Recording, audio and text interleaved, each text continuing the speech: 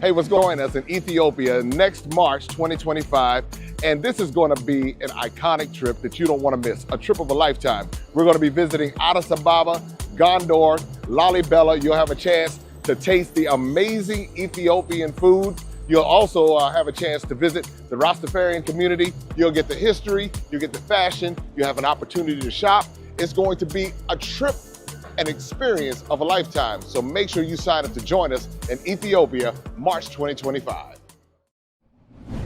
Back in 2020, when Kamala Harris was running to be the president of the United States, she attended a town hall meeting that was hosted by Don Lemon, and she was asked this question about reparations. Check it out. Actions. What specific actions do you plan to take to administer reparations for this unpaid labor? Right. So I'm actually supporting a bill. There's a congresswoman by the name of Sheila Jackson Lee that has written this bill out of the House, which I am supporting, to study exactly what should be the response to your question. But to your point, and to just support your point, look, we had centuries of slavery in this country. We had decades of Jim Crow. We had legalized discrimination and segregation. And then we had de facto discrimination and segregation. And to believe or suggest that those years of treatment and abuse and violence and crimes did not have an impact is to overlook the facts of history.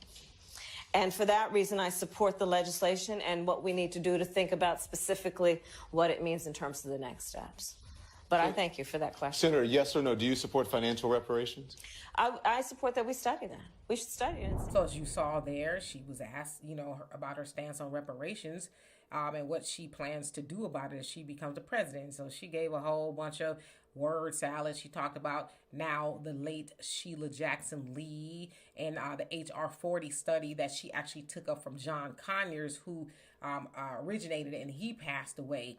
And so at the end, y'all heard Don Lemon ask her, well, do you support reparations? And she says, well, I support a study.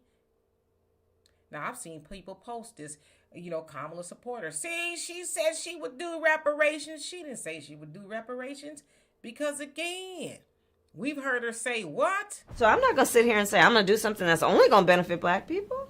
No. So she said she wasn't going to do anything specifically for black people. But yet y'all talking about she said she was going to do reparations. She didn't even say it in that clip. She said, well, sure, a study of it. We don't need no study. Kamala, y'all say she's just one of the smartest people in the world. She know what slavery was. She just talked about it.